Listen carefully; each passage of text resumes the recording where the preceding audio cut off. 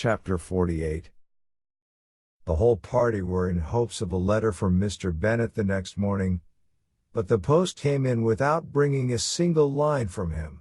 His family knew him to be, on all common occasions, a most negligent and dilatory correspondent, but at such a time they had hoped for exertion. They were forced to conclude that he had no pleasing intelligence to send, but even of that they would have been glad to be certain. Mr. Gardner had waited only for the letters before he set off. When he was gone, they were certain at least of receiving constant information of what was going on, and their uncle promised, at parting, to prevail on Mr. Bennet to return to Longbourn, as soon as he could, to the great consolation of his sister, who considered it as the only security for her husband's not being killed in a duel. Mrs. Gardner and the children were to remain in Hertfordshire a few days longer, as the former thought her presence might be serviceable to her nieces. She shared in their attendance on Mrs. Bennet, and was a great comfort to them in their hours of freedom. Their other aunt also visited them frequently, and always, as she said, with the design of cheering and heartening them up, though she never came without reporting some fresh instance of Wickham's extravagance or irregularity. She seldom went away without leaving them more dispirited than she found them. All Meryton seemed striving to blacken the man who, but 3 months before, had been almost an angel of light. He was declared to be in debt to every tradesman in the place, and his intrigues, all honored with the title of seduction, had been extended into every tradesman's family. Everybody declared that he was the wickedest young man in the world, and everybody began to find out that they had always distrusted the appearance of his goodness. Elizabeth, though she did not credit above half of what was said, believed enough to make her former assurance of her sister's ruin more certain, and even Jane, who believed still less of it, became almost hopeless, more especially as the time was now come when, if they had gone to Scotland, which she had never before entirely despaired of, they must in all probability have gained some news of them. Mr. Gardner left Longbourn on Sunday. On Tuesday his wife received a letter from him. It told them that, on his arrival, he had immediately found out his brother, and persuaded him to come to Gracechurch Street, that Mr. Bennet had been to Epsom and Clapham, before his arrival, but without gaining any satisfactory information, and that he was now determined to inquire at all the principal hotels in town, as Mr. Bennet thought it possible they might have gone to one of them, on their first coming to London, before they procured lodgings. Mr. Gardner himself did not expect any success from this measure, but as his brother was eager in it, he meant to assist him in pursuing it. He added that Mr. Bennet seemed wholly disinclined at present to leave London, and promised to write again very soon. There was also a postscript to this effect: I have written to Colonel Forster to desire him to find out, if possible, from some of the young man's intimates in the regiment, whether Wickham has any relations or connections who would be likely to know in what part of town he has now concealed himself. If there were anyone that one could apply to with a probability of gaining such a clue as that, it might be of essential consequence. At present we have nothing to guide us. Colonel Forster will, I dare say, do everything in his power to satisfy us on this head, but, on second thoughts, perhaps, Lizzie could tell us what relations he has now living, better than any other person. Elizabeth was at no loss to understand from whence this deference to her authority proceeded, but it was not in her power to give any information of so satisfactory a nature as the compliment deserved. She had never heard of his having had any relations, except a father and mother, both of whom had been dead many years. It was possible, however, that some of his companions in the shire might be able to give more information, and though she was not very sanguine in expecting it, the application was a something to look forward to. Every day at Longbourn was now a day of anxiety, but the most anxious part of each was when the post was expected. The arrival of letters was the grand object of every morning's impatience. Through letters whatever of good or bad was to be told would be communicated, and every succeeding day was expected to bring some news of importance. But before they heard again from Mr. Gardner, a letter arrived for their father, from a different quarter from Mr. Collins, which, as Jane had received directions to open all that came for him in his absence, she accordingly read, and Elizabeth, who knew what curiosities his letters always were, looked over her, and read it likewise. It was as follows. My dear sir, I feel myself called upon, by our relationship, and my situation in life, to condole with you on the grievous affliction you are now suffering under, of which we were yesterday informed by a letter from Hertfordshire. Be assured, my dear sir, that Mrs. Collins and myself sincerely sympathize with you and all your respectable family, in your present distress, which must be of the bitterest kind, because proceeding from a cause which no time can remove. No arguments shall be wanting on my part that can alleviate so severe a misfortune or that may comfort you, under a circumstance that must be of all others the most afflicting to a parent's mind. The death of your daughter would have been a blessing in comparison of this, and it is the more to be lamented, because there is reason to suppose, as my dear Charlotte informs me, that this licentiousness of behavior in your daughter has proceeded from a faulty degree of indulgence, though, at the same time, for the consolation of yourself and Mrs. Bennet, I am inclined to think that her own disposition must be naturally bad, or she could not be guilty of such an enormity, at so early an age. Howsoever that may be, you are grievously to be pitied, in which opinion I am not only joined by Mrs. Collins, but likewise by Lady Catherine and her daughter, to whom I have related the affair. They agree with me in apprehending that this false step in one daughter will be injurious to the fortunes of all the others, for who, as Lady Catherine herself condescendingly says, will connect themselves with such a family, and this consideration leads me moreover to reflect, with augmented satisfaction, on a certain event of last November, for had it been otherwise, I must have been involved in all your sorrow and disgrace. Let me then advise you, dear sir, to console yourself as much as possible, to throw off your unworthy child from your affection for ever, and leave her to reap the fruits of her own heinous offense. I am, dear sir, etc., etc. Mr. Gardner did not write again till he had received an answer from Colonel Forster, and then he had nothing of a pleasant nature to send. It was not known that Wickham had a single relationship with whom he kept up any connection, and it was certain that he had no near one living. His former acquaintances had been numerous, but since he had been in the militia, it did not appear that he was on terms of particular friendship with any of them.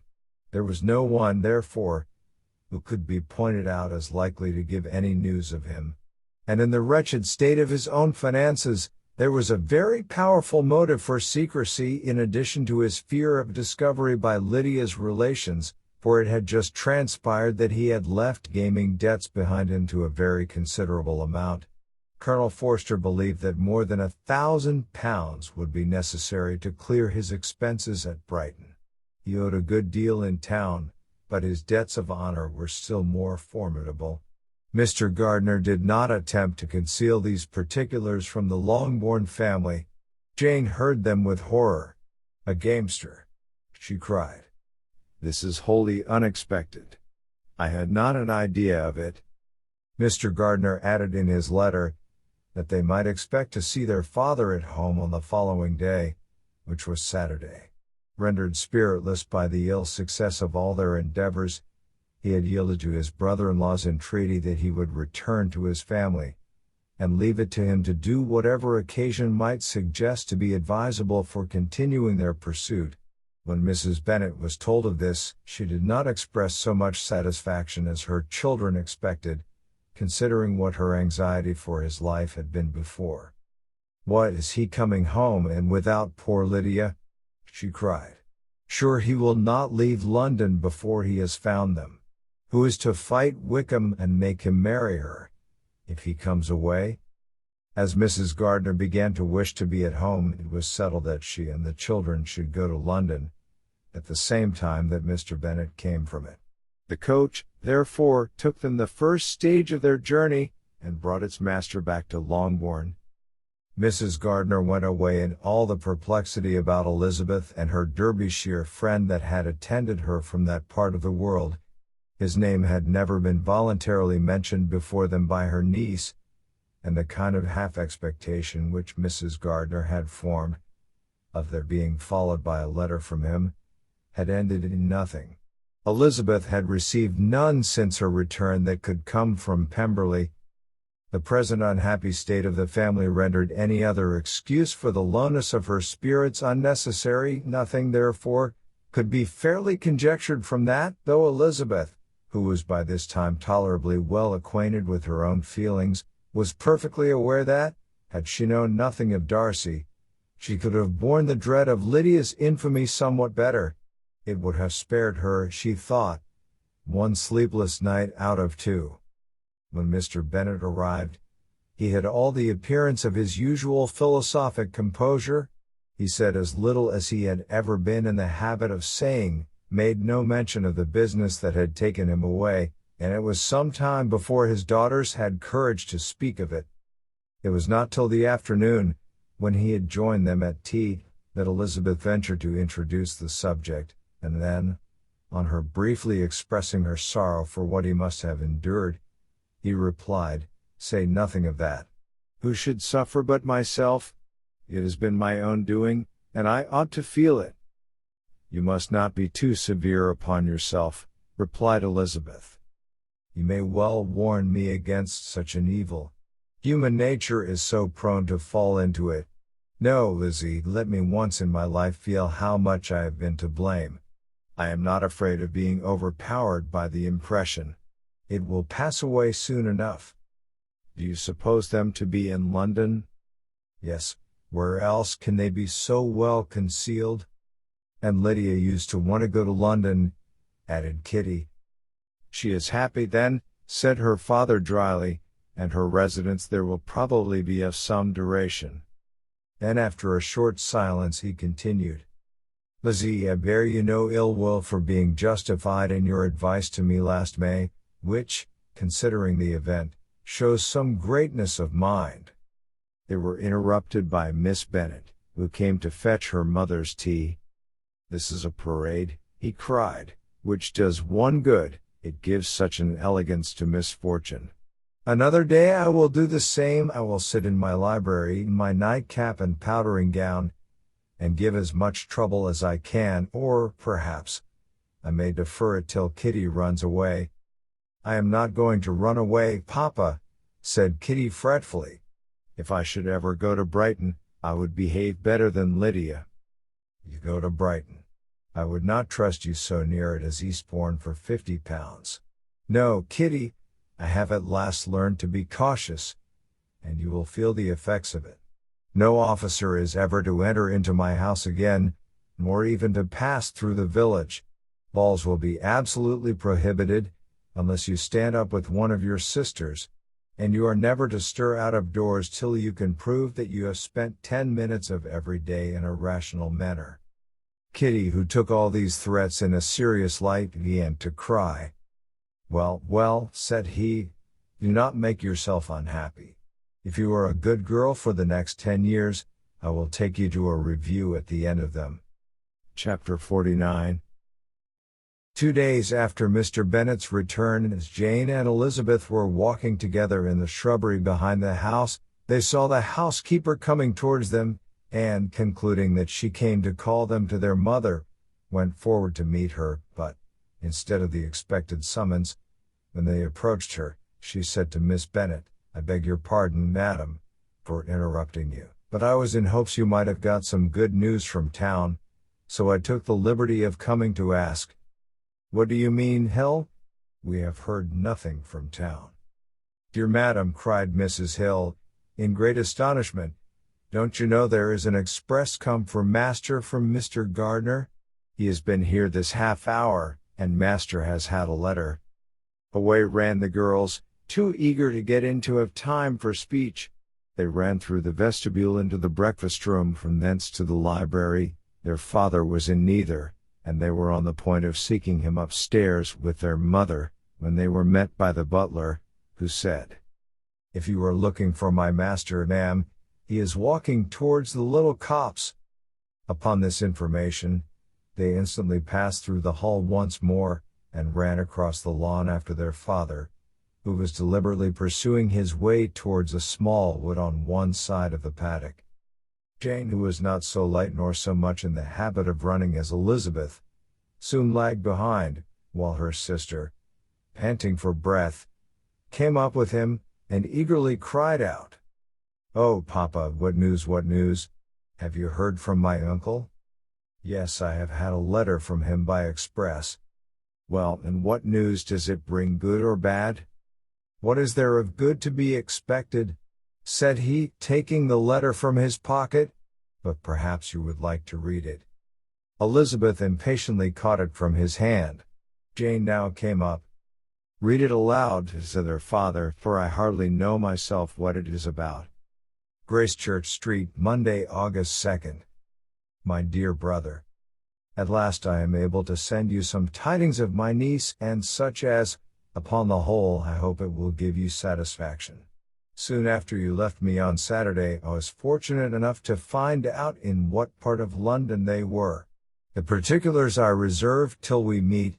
It is enough to know they are discovered. I have seen them both.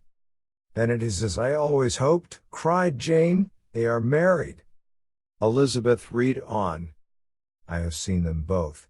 They are not married, nor can I find there was any intention of being so, but if you are willing to perform the engagements which I have ventured to make on your side, I hope it will not be long before they are. All that is required of you is, to assure to your daughter, by settlement, her equal share of the £5,000 secured among your children, after the decease of yourself and my sister, and moreover, to enter into an engagement of allowing her, during your life, £100 per annum. These are conditions which, considering everything, I had no hesitation in complying with, as far as I thought myself privileged, for you. I shall send this by express, that no time may be lost in bringing me your answer. You will easily comprehend, from these particulars, that Mr. Wickham's circumstances are not so hopeless as they are generally believed to be. The world has been deceived in that respect, and I am happy to say there will be some little money, even when all his debts are discharged, to settle on my niece, in addition to her own fortune. If, as I conclude will be the case, you send me full powers to act in your name throughout the whole of this business, I will immediately give directions to Haggerston for preparing a proper settlement. There will not be the smallest occasion for your coming to town again, therefore stay quiet at Longbourn, and depend on my diligence and care. Send back your answer as fast as you can, and be careful to write explicitly. We have judged it best that my niece should be married from this house, of which I hope you will approve. She comes to us today. I shall write again as soon as anything more is determined on. Yours, etc. E.D.W. Gardner. "Is it possible?" cried Elizabeth, when she had finished. "Can it be possible that he will marry her?" "Wickham is not so undeserving, then, as we thought him," said her sister. "My dear father, I congratulate you." "And have you answered the letter?" cried Elizabeth. "No, but it must be done soon." Most earnestly did she then entreat him to lose no more time before he wrote. "Oh, my dear father," she cried, "come back and write immediately. Consider how important every moment is in such a case." "Let me write for you," said Jane, "if you dislike the trouble yourself." "I dislike it very much," he replied, "but it must be done." And so saying, he turned back with them, and walked towards the house. "And may I ask," said Elizabeth, "but the terms, I suppose, must be complied with." "Complied with? I am only ashamed of his asking so little." "And they must marry. Yet he is such a man." "Yes, yes, they must marry. There is nothing else to be done. But there are two things that I want very much to know. One is, how much money your uncle has laid down to bring it about, and the other, how am I ever to pay him? Money.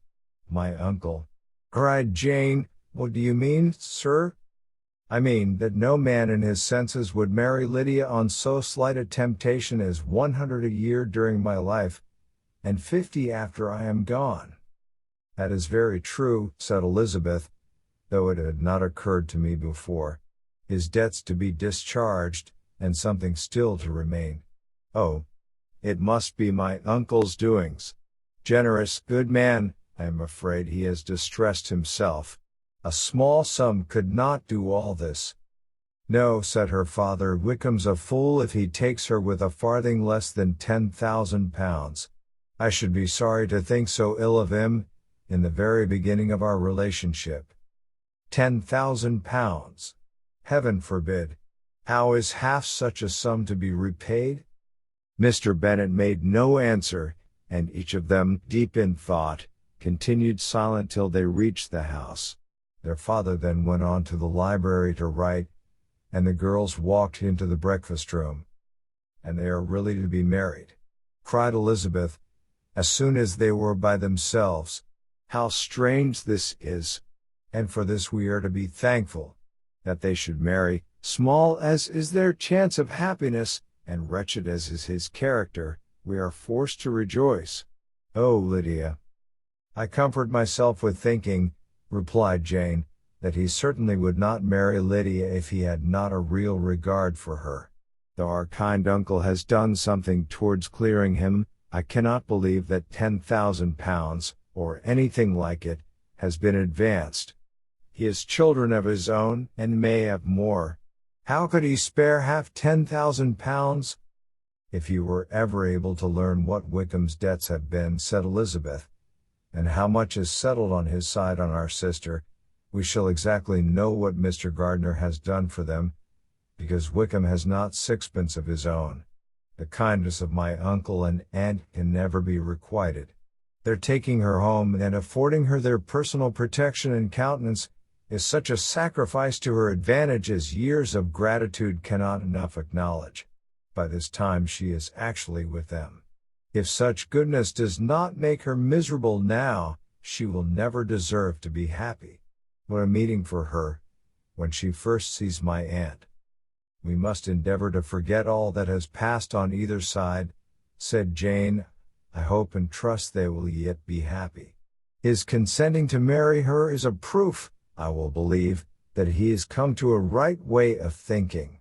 Their mutual affection will steady them, and I flatter myself they will settle so quietly, and live in so rational a manner, as may in time make their past imprudence forgotten. Their conduct has been such, replied Elizabeth, as neither you nor I, nor anybody can ever forget. It is useless to talk of it. It now occurred to the girls that their mother was in all likelihood perfectly ignorant of what had happened. They went to the library, therefore, and asked their father whether he would not wish them to make it known to her. He was writing and, without raising his head, coolly replied, Just as you please. May we take my uncle's letter to read to her? Take whatever you like, and get away. Elizabeth took the letter from his writing table, and they went upstairs together. Mary and Kitty were both with Mrs. Bennet. One communication would, therefore, do for all.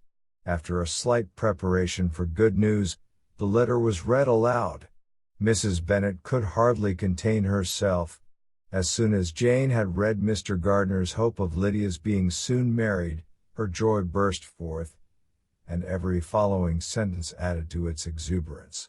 She was now in an irritation as violent from delight as she had ever been fidgety from alarm and vexation. To know that her daughter would be married was enough. She was disturbed by no fear for her felicity, nor humbled by any remembrance of her misconduct. My dear, dear Lydia, she cried, this is delightful indeed. She will be married. I shall see her again. She will be married at 16. My good, kind brother. I knew how it would be. I knew he would manage everything. How I long to see her. And to see dear Wickham too. But the wedding clothes. I will write to my sister Gardner about them directly. Lizzie, my dear, run down to your father and ask him how much he will give her. Stay, I'll go myself. Ring the bell, Kitty, for Hill. I will put on my things in a moment. My dear, dear Lydia. How merry we shall be together when we meet. Her eldest daughter endeavored to give some relief to the violence of these transports, by leading her thoughts to the obligations which Mr. Gardner's behavior laid them all under. For we must attribute this happy conclusion, she added, in a great measure to his kindness. We are persuaded that he has pledged himself to assist Mr. Wickham with money. Well, cried her mother, it is all very right. Who should do it but her own uncle? If he had not had a family of his own, I and my children must have had all his money, you know, and it is the first time we have ever had anything from him, except a few presents. Well, I am so happy. In a short time I shall have a daughter married. Mrs. Wickham. How well it sounds! And she was only 16 last June. My dear Jane, I am in such a flutter, that I am sure I can't write, so I will dictate, and you write for me. We will settle with your father about the money afterwards, but the things should be ordered immediately. She was then proceeding to all the particulars of calico, muslin, and cambric, and would shortly have dictated some very plentiful orders, had not Jane, though with some difficulty, persuaded her to wait till her father was at leisure to be consulted. One day's delay, she observed, would be of small importance, and her mother was too happy to be quite so obstinate as usual. Other schemes, too, came into her head. I will go to Meryton, said she, as soon as I am dressed, and tell the good news to my sister Phillips. And as I come back, I can call on Lady Lucas and Mrs. Long. Kitty, run down and order the carriage. An airing would do me a great deal of good, I am sure. Girls, can I do anything for you in Meryton? Oh, here comes Hill. My dear Hill, have you heard the good news? Miss Lydia is going to be married, and you shall all have a bowl of punch to make merry at her wedding. Mrs. Hill began instantly to express her joy. Elizabeth received her congratulations amongst the rest, and then, sick of this folly, took refuge in her own room, that she might think with freedom. Poor Lydia's situation must, at best, be bad enough, but that it was no worse, she had need to be thankful. She felt it so, and though, looking forward, neither rational happiness nor worldly prosperity could be justly expected for her sister, in looking back to what they had feared, only 2 hours ago, she felt all the advantages of what they had gained. Chapter 50. Mr. Bennet had very often wished before this period of his life that, instead of spending his whole income, he had laid by an annual sum for the better provision of his children, and of his wife, if she survived him. He now wished it more than ever. Had he done his duty in that respect, Lydia need not have been indebted to her uncle for whatever of honor or credit could now be purchased for her. The satisfaction of prevailing on one of the most worthless young men in Great Britain to be her husband might then have rested in its proper place. He was seriously concerned that a cause of so little advantage to anyone should be forwarded at the sole expense of his brother-in-law, and he was determined, if possible, to find out the extent of his assistance, and to discharge the obligation as soon as he could. When first Mr. Bennet had married, economy was held to be perfectly useless, for, of course, they were to have a son. The son was to join in cutting off the entail as soon as he should be of age, and the widow and younger children would by that means be provided for. 5 daughters successively enter the world, but yet the son was to come, and Mrs. Bennet, for many years after Lydia's birth, had been certain that he would. This event had at last been despaired of, but it was then too late to be saving. Mrs. Bennet had no turn for economy, and her husband's love of independence had alone prevented their exceeding their income. £5,000 was settled by marriage articles on Mrs. Bennet and the children. but in what proportions it should be divided amongst the latter depended on the will of the parents. This was one point with regard to Lydia, at least, which was now to be settled, and Mr. Bennet could have no hesitation in acceding to the proposal before him. In terms of grateful acknowledgment for the kindness of his brother, though expressed most concisely, he then delivered on paper his perfect approbation of all that was done, and his willingness to fulfill the engagements that had been made for him. He had never before supposed that, could Wickham be prevailed on to marry his daughter, it would be done with so little inconvenience to himself as by the present arrangement.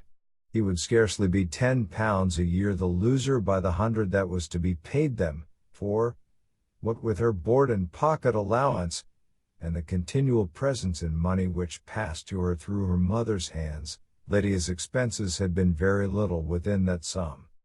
That it would be done with such trifling exertion on his side, too, was another very welcome surprise, for his wish at present was to have as little trouble in the business as possible. When the first transports of rage which had produced his activity in seeking her were over, he naturally returned to all his former indolence. His letter was soon dispatched, for, though dilatory in undertaking business, he was quick in its execution. He begged to know further particulars of what he was indebted to his brother, but was too angry with Lydia to send any message to her. The good news spread quickly through the house, and with proportionate speed through the neighborhood. It was borne in the latter with decent philosophy. To be sure, it would have been more for the advantage of conversation had Miss Lydia Bennet come upon the town, or, as the happiest alternative, been secluded from the world, in some distant farmhouse. But there was much to be talked of in marrying her, and the good-natured wishes for her well-doing which had proceeded before from all the spiteful old ladies in Meryton lost but a little of their spirit in this change of circumstances, because with such an husband her misery was considered certain. It was a fortnight since Mrs. Bennet had been downstairs, but on this happy day she again took her seat at the head of her table, and in spirits oppressively high. No sentiment of shame gave a damp to her triumph. The marriage of a daughter, who should have been the first object of her wishes since Jane was 16, was now on the point of accomplishment, and her thoughts and her words ran wholly on those attendants of elegant nuptials, fine muslins, new carriages, and servants. She was busily searching through the neighborhood for a proper situation for her daughter, and, without knowing or considering what their income might be, rejected many as deficient in size and importance. Hay Park might do, said she, if the Gouldings could quit it, or the great house at Stoke, if the drawing-room were larger, but Ashworth is too far off. I could not bear to have her 10 miles from me, and as for Pulvis Lodge, the attics are dreadful. Her husband allowed her to talk on without interruption while the servants remained, but when they had withdrawn, he said to her, Mrs. Bennet, before you take any or all of these houses for your son and daughter, let us come to a right understanding. Into one house in this neighborhood they shall never have admittance. I will not encourage the impudence of either, by receiving them at Longbourn. A long dispute followed this declaration, but Mr. Bennet was firm. It soon led to another, and Mrs. Bennet found, with amazement and horror, that her husband would not advance a guinea to buy clothes for his daughter. He protested that she should receive from him no mark of affection whatever on the occasion. Mrs. Bennet could hardly comprehend it, that his anger could be carried to such a point of inconceivable resentment as to refuse his daughter a privilege without which her marriage would scarcely seem valid, exceeded all she could believe possible. She was more alive to the disgrace which her want of new clothes must reflect on her daughter's nuptials, than to any sense of shame at her eloping and living with Wickham a fortnight before they took place. Elizabeth was now most heartily sorry that she had, from the distress of the moment, been led to make Mr. Darcy acquainted with their fears for her sister, for since her marriage would so shortly give the proper termination to the elopement, they might hope to conceal its unfavorable beginning from all those who were not immediately on the spot. She had no fear of its spreading farther through his means. There were few people on whose secrecy she would have more confidently depended, but, at the same time, there was no one whose knowledge of a sister's frailty would have mortified her so much, not, however, from any fear of disadvantage from it individually to herself. For, at any rate, there seemed a gulf impassable between them. Had Lydia's marriage been concluded on the most honorable terms, it was not to be supposed that Mr. Darcy would connect himself with a family where, to every other objection, would now be added an alliance and relationship of the nearest kind with a man whom he so justly scorned. From such a connection she could not wonder that he would shrink. The wish of procuring her regard, which she had assured herself of his feeling in Derbyshire, could not in rational expectation survive such a blow as this. She was humbled, she was grieved, she repented, though she hardly knew of what. She became jealous of his esteem, when she could no longer hope to be benefited by it. She wanted to hear of him, when there seemed the least chance of gaining intelligence. She was convinced that she could have been happy with him, when it was no longer likely they should meet. What a triumph for him, as she often thought, could he know that the proposals which she had proudly spurned only 4 months ago, would now have been most gladly and gratefully received.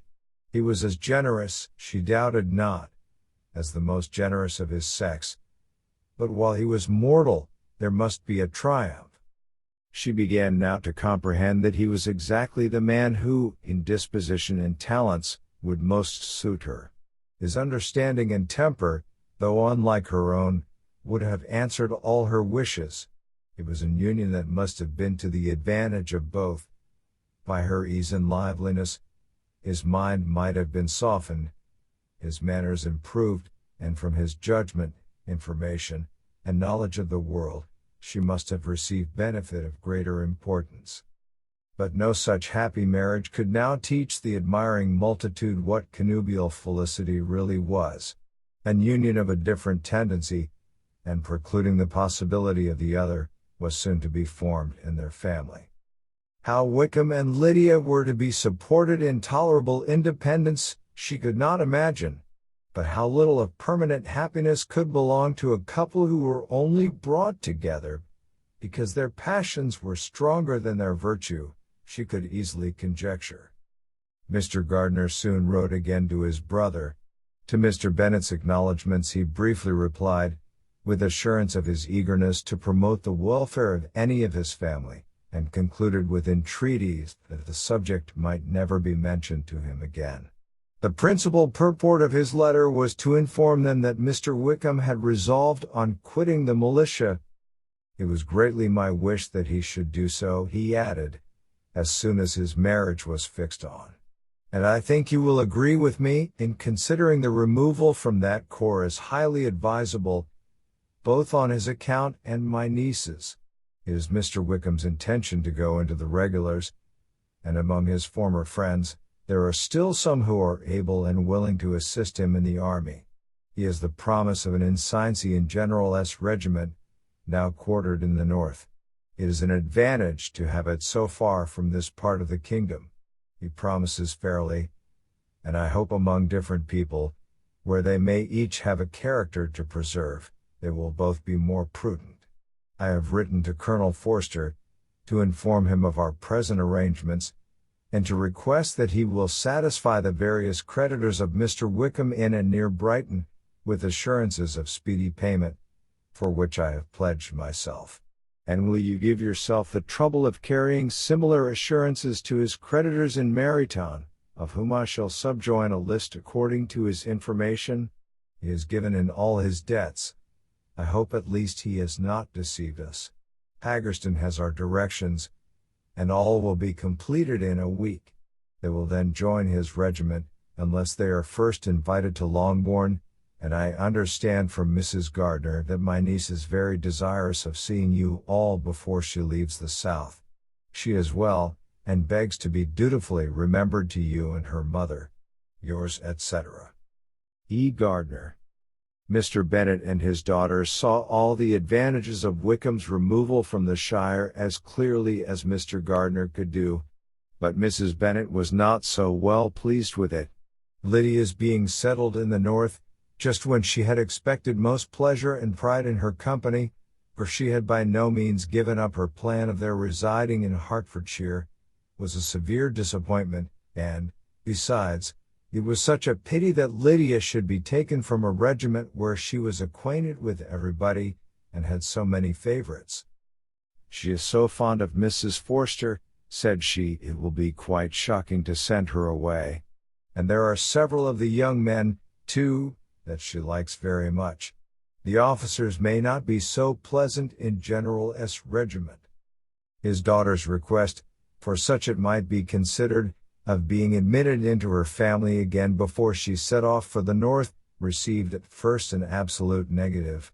But Jane and Elizabeth, who agreed in wishing, for the sake of their sister's feelings and in consequence that she should be noticed on her marriage by her parents, urged him so earnestly yet so rationally and so mildly, to receive her and her husband at Longbourn, as soon as they were married, that he was prevailed on to think as they thought, and act as they wished, and their mother had the satisfaction of knowing that she would be able to show her married daughter in the neighborhood before she was banished to the north.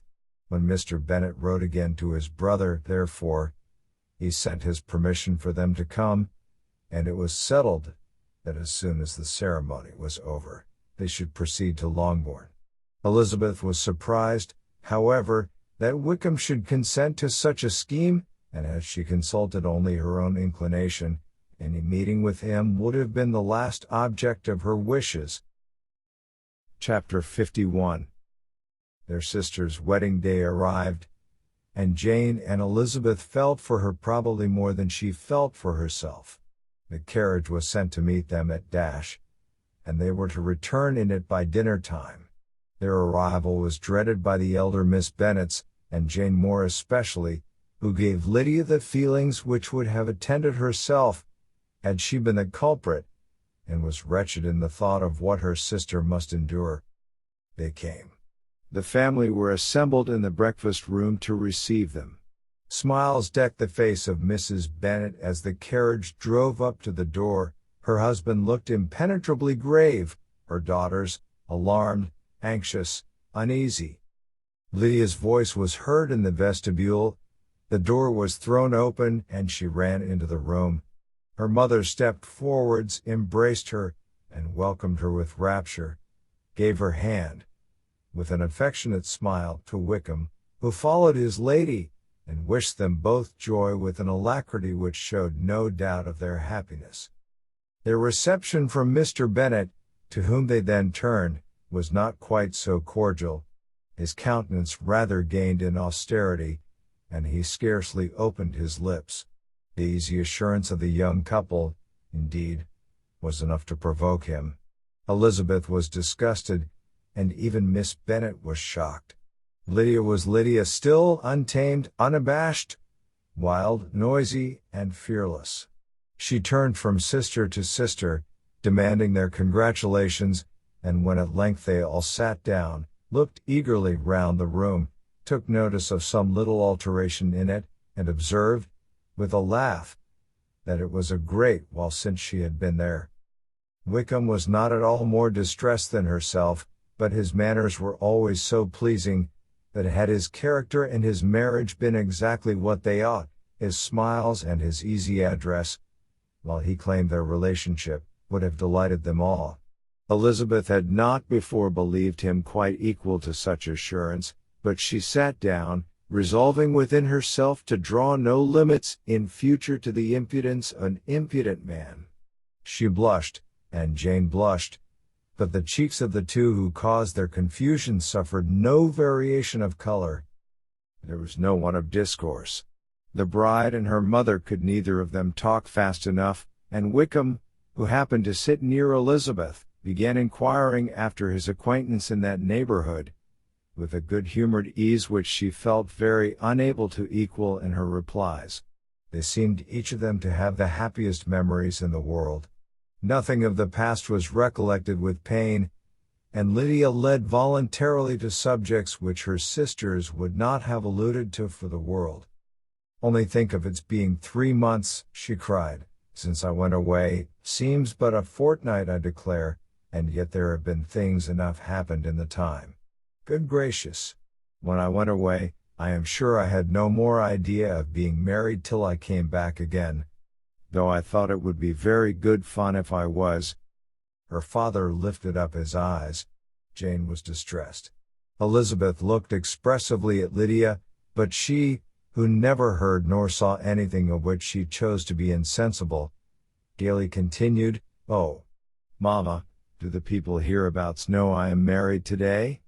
I was afraid they might not, and we overtook William Goulding in his curricle, so I was determined he should know it, and so I let down the side glass next to him, and took off my glove, and let my hand just rest upon the window frame, so that he might see the ring, and then I bowed and smiled like anything." Elizabeth could bear it no longer. She got up, and ran out of the room, and returned no more till she heard them passing through the hall to the dining parlor. She then joined them soon enough to see Lydia, with anxious parade, walk up to her mother's right hand, and hear her say to her eldest sister, "Jane, take your place now, and you must go lower, because I am a married woman." It was not to be supposed that time would give Lydia that embarrassment from which she had been so wholly free at first. Her ease and good spirits increased. She longed to see Mrs. Phillips, the Lucases, and all their other neighbors, and to hear herself called Mrs. Wickham by each of them, and in the meantime she went after dinner to show her ring, and boast of being married, to Mrs. Hill and the two housemaids. "Well, Mamma," said she, when they were all returned to the breakfast room, "and what do you think of my husband? Is not he a charming man? I am sure my sisters must all envy me. I only hope they may have half my good luck. They must all go to Brighton. That is the place to get husbands. What a pity it is, Mamma, we did not all go." "Very true, and if I had my will, we should.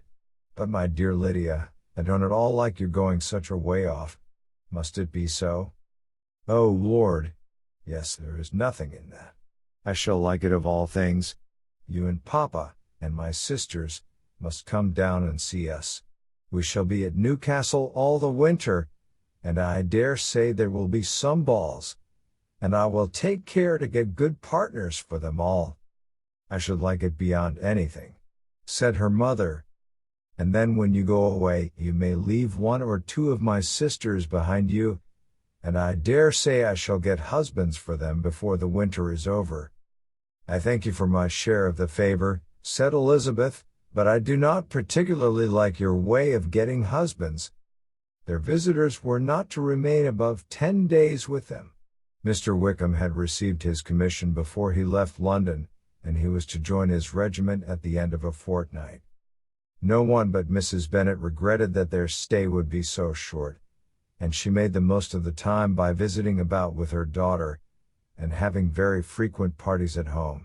These parties were acceptable to all. To avoid a family circle was even more desirable to such as did think, than such as did not. Wickham's affection for Lydia was just what Elizabeth had expected to find it, not equal to Lydia's for him.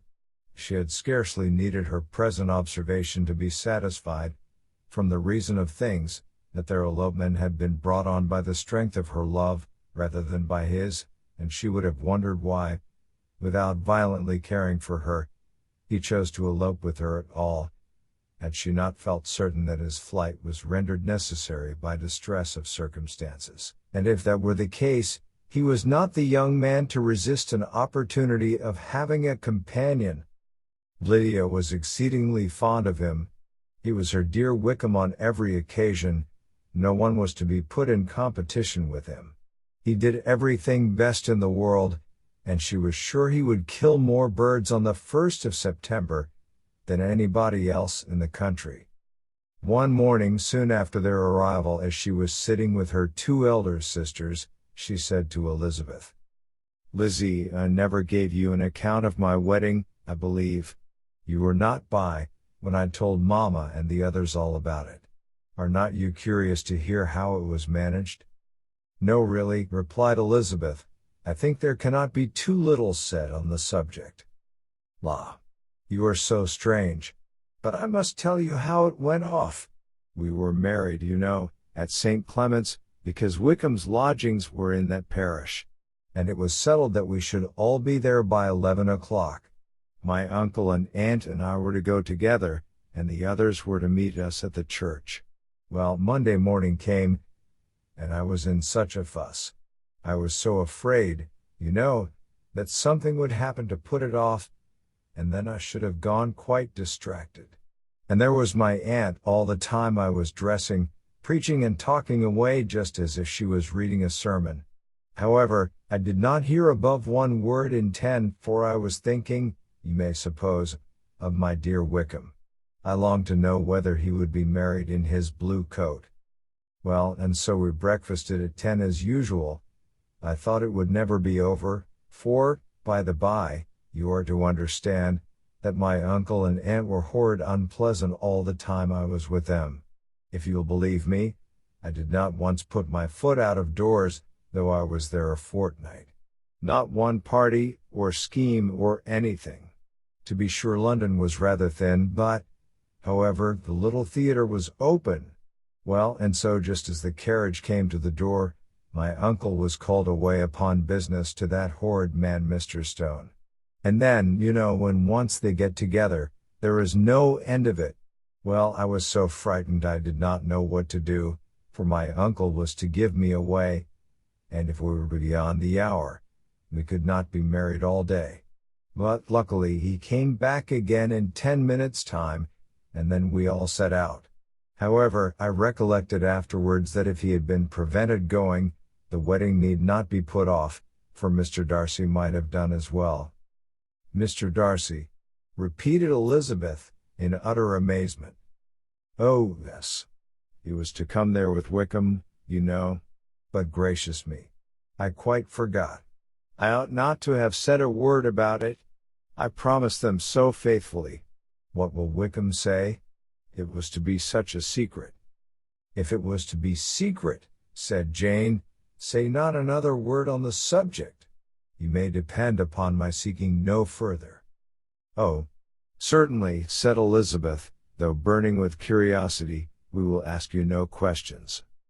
Thank you, said Lydia, for if you did, I should certainly tell you all, and then Wickham would be angry. On such encouragement to ask, Elizabeth was forced to put it out of her power, by running away.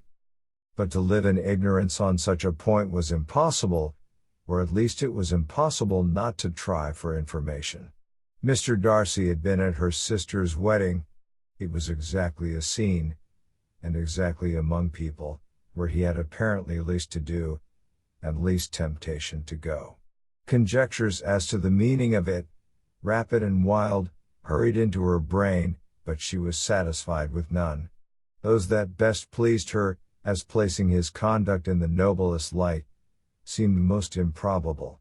She could not bear such suspense, and hastily seizing a sheet of paper, wrote a short letter to her aunt, to request an explanation of what Lydia had dropped, if it were compatible with the secrecy which had been intended.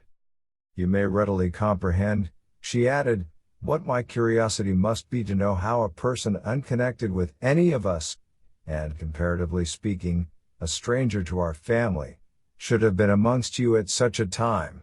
Pray write instantly, and let me understand it, unless it is, for very cogent reasons, to remain in the secrecy which Lydia seems to think necessary, and then I must endeavor to be satisfied with ignorance. Not that I shall, though, she added to herself, as she finished the letter, and my dear aunt, if you do not tell me in an honorable manner, I shall certainly be reduced to tricks and stratagems to find it out. Jane's delicate sense of honor would not allow her to speak to Elizabeth privately of what Lydia had let fall. Elizabeth was glad of it, till it appeared whether her inquiries would receive any satisfaction. She had rather be without a confidant. Chapter 52. Elizabeth had the satisfaction of receiving an answer to her letter as soon as she possibly could. She was no sooner in possession of it than, hurrying into the little copse, where she was least likely to be interrupted, She sat down on one of the benches and prepared to be happy, for the length of the letter convinced her that it did not contain a denial. Gracechurch Street, September 6th. My dear niece. I have just received your letter, and shall devote this whole morning to answering it, as I foresee that a little writing will not comprise what I have to tell you. I must confess myself surprised by your application. I did not expect it from you. Don't think me angry, however, for I only mean to let you know that I had not imagined such inquiries to be necessary on your side. If you do not choose to understand me, forgive my impertinence. Your uncle is as much surprised as I am, and nothing but the belief of your being a party concerned would have allowed him to act as he has done. But if you are really innocent and ignorant, I must be more explicit. On the very day of my coming home from Longbourn, your uncle had a most unexpected visitor. Mr. Darcy called, and was shut up with him several hours. It was all over before I arrived, so my curiosity was not so dreadfully racked as yours seems to have been.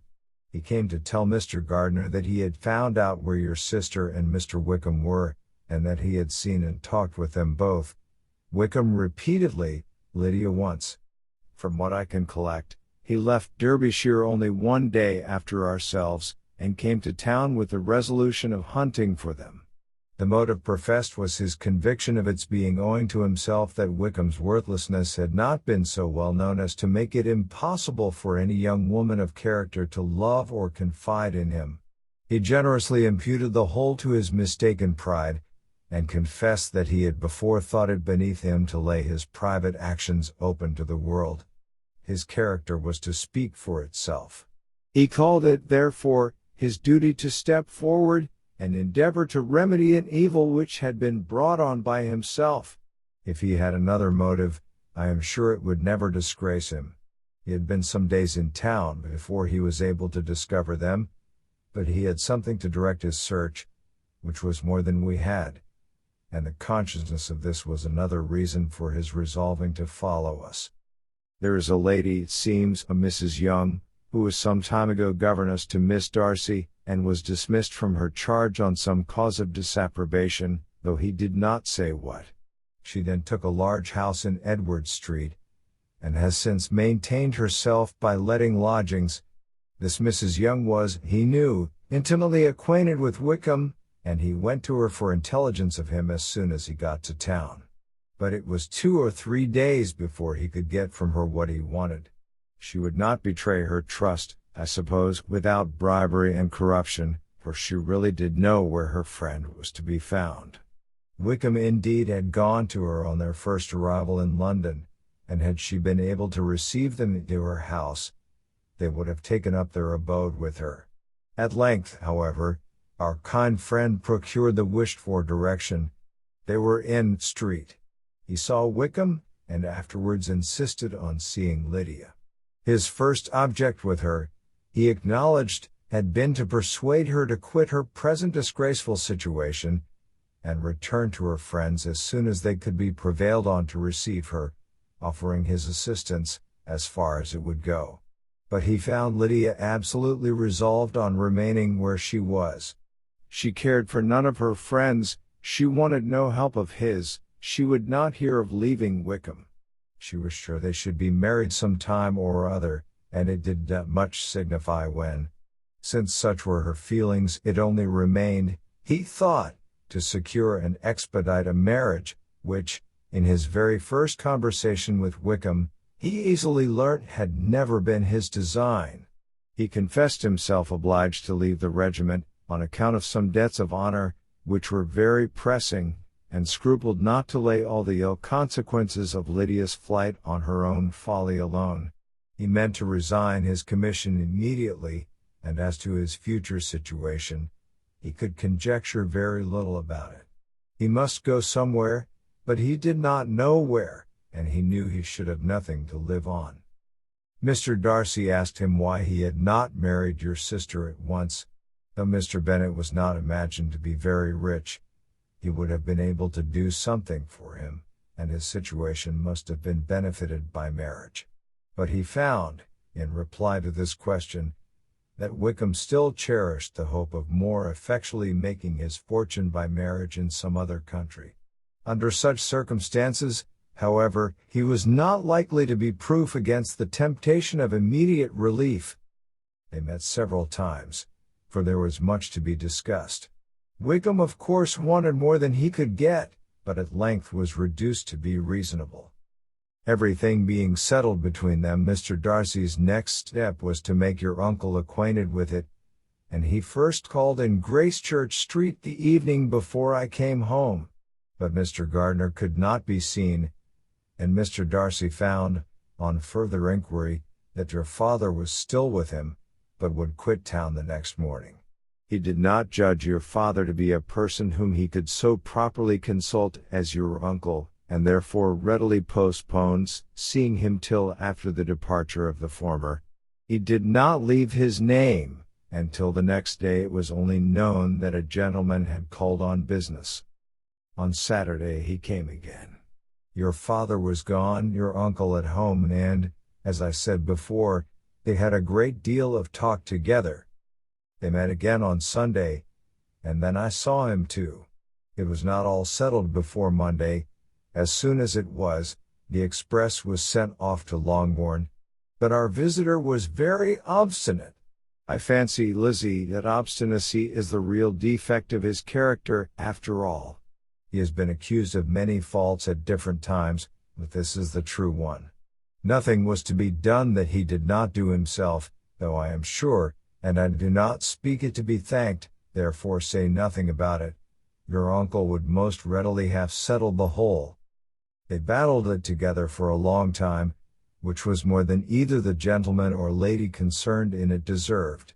But at last your uncle was forced to yield, and instead of being allowed to be of use to his niece, was forced to put up with only having the probable credit of it, which went sorely against the grain, and I really believe your letter this morning gave him great pleasure, because it required an explanation that would rob him of his borrowed feathers, and give the praise where it was due. But, Lizzie, this must go no farther than yourself, or Jane at most. You know pretty well, I suppose, what has been done for the young people. His debts are to be paid, amounting, I believe, to considerably more than £1,000, another 1,000 in addition to her own settled upon her, and his commission purchased. The reason why all this was to be done by him alone, was such as I have given above. It was owing to him, to his reserve and want of proper consideration, that Wickham's character had been so misunderstood, and consequently that he had been received and noticed as he was. Perhaps there was some truth in this, though I doubt whether his reserve, or anybody's reserve, can be answerable for the event.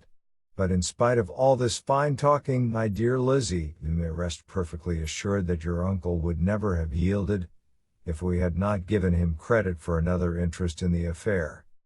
When all this was resolved on, he returned again to his friends, who were still staying at Pemberley, but it was agreed that he should be in London once more when the wedding took place, and all money matters were then to receive the last finish. I believe I have now told you everything. It is a relation which you tell me is to give you great surprise. I hope at least it will not afford you any displeasure. Lydia came to us, and Wickham had constant admission to the house. He was exactly what he had been when I knew him in Hertfordshire, but I would not tell you how little I was satisfied with her behavior while she stayed with us, if I had not perceived, by Jane's letter last Wednesday, that her conduct on coming home was exactly of a piece with it, and therefore what I now tell you can give you no fresh pain. I talked to her repeatedly in the most serious manner, representing to her all the wickedness of what she had done, and all the unhappiness she had brought on her family. If she heard me, it was by good luck, for I am sure she did not listen. I was sometimes quite provoked, but then I recollected my dear Elizabeth and Jane, and for their sakes had patience with her. Mr. Darcy was punctual in his return, and as Lydia informed you, attended the wedding. He dined with us the next day and was to leave town again on Wednesday or Thursday. Will you be very angry with me, My dear Lizzie, if I take this opportunity of saying, what I was never bold enough to say before, how much I like him. His behavior to us has, in every respect, been as pleasing as when we were in Derbyshire. His understanding and opinions all please me. He wants nothing but a little more liveliness, and that, if he marry prudently, his wife may teach him. I thought him very sly. He hardly ever mentioned your name. But slyness seems the fashion. Pray forgive me if I have been very presuming, or at least do not punish me so far as to exclude me from P. I shall never be quite happy till I have been all round the park. A low phaeton, with a nice little pair of ponies, would be the very thing. But I must write no more. The children have been wanting me this half hour. Yours, very sincerely, M. Gardner. The contents of this letter threw Elizabeth into a flutter of spirits, in which it was difficult to determine whether pleasure or pain bore the greatest share. The vague and unsettled suspicions which uncertainty had produced of what Mr. Darcy might have been doing to forward her sister's match, which she had feared to encourage as an exertion of goodness too great to be probable, and at the same time dreaded to be just, from the pain of obligation, were proved beyond their greatest extent to be true. He had followed them purposely to town.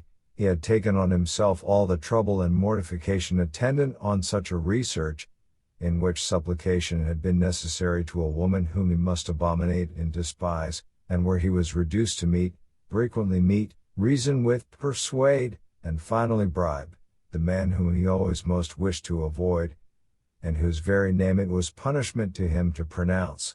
He had done all this for a girl whom he could neither regard nor esteem. Her heart did whisper that he had done it for her, but it was a hope shortly checked by other considerations, and she soon felt that even her vanity was insufficient, when required to depend on his affection for her, for a woman who had already refused him as able to overcome a sentiment so natural as abhorrence against relationship with Wickham, brother-in-law of Wickham. Every kind of pride must revolt from the connection. He had, to be sure, done much. She was ashamed to think how much. But he had given a reason for his interference, which asked no extraordinary stretch of belief. It was reasonable that he should feel he had been wrong.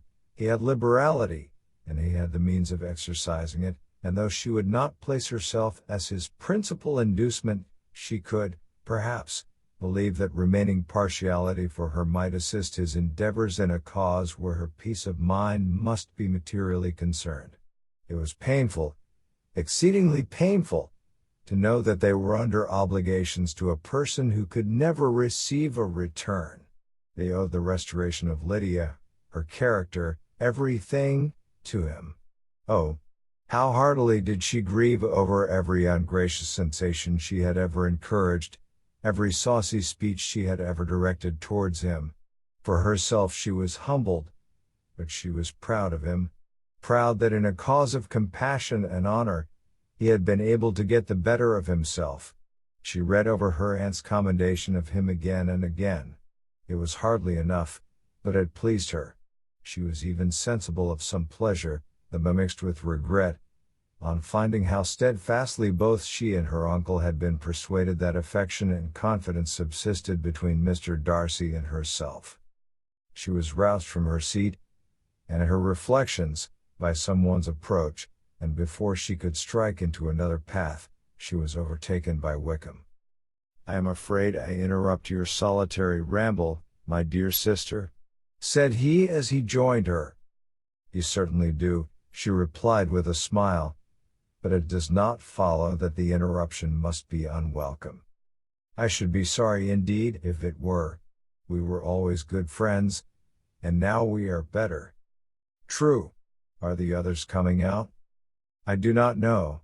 Mrs. Bennet and Lydia are going in the carriage to Meryton. And so, my dear sister, I find, from our uncle and aunt, that you have actually seen Pemberley." She replied in the affirmative. "I almost envy you the pleasure, and yet I believe it would be too much for me, or else I could take it in my way to Newcastle. And you saw the old housekeeper, I suppose?" Poor Reynolds, she was always very fond of me. But of course she did not mention my name to you. Yes, she did. And what did she say? That you were gone into the army, and she was afraid hadn't it turned out well. At such a distance as that, you know, things are strangely misrepresented. Certainly, he replied, biting his lips. Elizabeth hoped she had silenced him, but he soon afterwards said, I was surprised to see Darcy in town last month. We passed each other several times. I wonder what he can be doing there. Perhaps preparing for his marriage with Miss de Bourgh, said Elizabeth. It must be something particular to take him there at this time of year. Undoubtedly. Did you see him while you were at Lambton? I thought I understood from the gardeners that you had. Yes, he introduced us to his sister. And do you like her? Very much. I have heard, indeed, that she is uncommonly improved within this year or two. When I last saw her, she was not very promising. I am very glad you liked her. I hope she will turn out well. I dare say she will. She has got over the most trying age. Did you go by the village of Kimpton? I do not recollect that we did. I mention it, because it is the living which I ought to have had.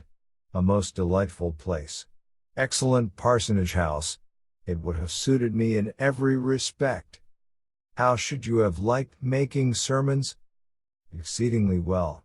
I should have considered it as part of my duty, and the exertion would soon have been nothing.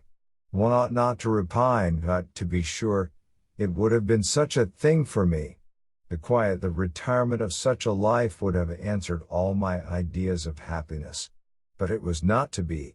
Did you ever hear Darcy mention the circumstance, when you were in Kent? I have heard from authority, which I thought as good, that it was left you conditionally only, and at the will of the present patron. You have. Yes, there was something in that. I told you so from the first, you may remember.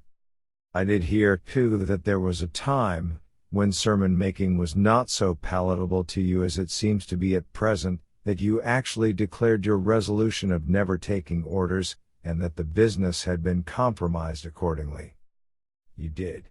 And it was not wholly without foundation. You may remember what I told you on that point, when first we talked of it. They were now almost at the door of the house, for she had walked fast to get rid of him, and unwilling, for her sister's sake, to provoke him, she only said in reply, with a good-humored smile, Come, Mr. Wickham, we are brother and sister, you know. Do not let us quarrel about the past. In future, I hope we shall be always of one mind. She held out her hand.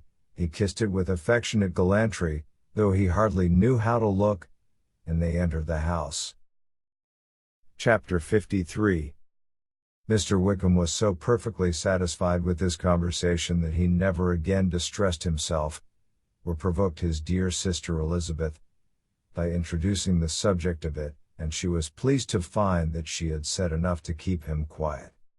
The day of his and Lydia's departure soon came, and Mrs. Bennet was forced to submit to a separation, which, as her husband by no means entered into her scheme of their all going to Newcastle, was likely to continue at least a 12-month. Oh, my dear Lydia, she cried, when shall we meet again? Oh Lord! I don't know. Not these 2 or 3 years, perhaps. Write to me very often, my dear. As often as I can. But you know married women have never much time for writing. My sisters may write to me. They will have nothing else to do. Mr. Wickham's adieus were much more affectionate than his wife's. He smiled, looked handsome, and said many pretty things. He is as fine a fellow, said Mr. Bennet, as soon as they were out of the house, as ever I saw. He simpers and smirks, and makes love to us all. I am prodigiously proud of him. I defy even Sir William Lucas himself to produce a more valuable son-in-law. The loss of her daughter made Mrs. Bennet very dull for several days. I often think, said she, that there is nothing so bad as parting with one's friends. One seems so forlorn without them. This is the consequence, you see, madam, of marrying a daughter, said Elizabeth. It must make you better satisfied that your other 4 are single.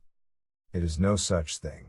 Lydia does not leave me because she is married, but only because her husband's regiment happens to be so far off. If that had been nearer, she would not have gone so soon. But the spiritless condition which this event threw her into was shortly relieved, and her mind opened again to the agitation of hope, by an article of news which then began to be in circulation. The housekeeper at Netherfield had received orders to prepare for the arrival of her master, who was coming down in a day or 2, to shoot there for several weeks. Mrs. Bennet was quite in the fidgets. She looked at Jane, and smiled and shook her head by turns. Well, and so Mr. Bingley is coming down, sister, for Mrs. Phillips first brought her the news. Well, so much the better. Not that I care about it, though. He is nothing to us, you know, and I am sure I never want to see him again. But however, he is very welcome to come to Netherfield, if he likes it. And who knows what may happen? But that is nothing to us. You know, sister, we agreed long ago never to mention a word about it. And so, is it quite certain he is coming? You may depend on it, replied the other, for Mrs. Nichols was in Meryton last night. I saw her passing by, and went out myself on purpose to know the truth of it, and she told me that it was certain true. He comes down on Thursday at the latest, very likely on Wednesday. She was going to the butcher's, she told me, on purpose to order in some meat on Wednesday, and she has got 3 couple of ducks just fit to be killed. Miss Bennet had not been able to hear of his coming without changing color.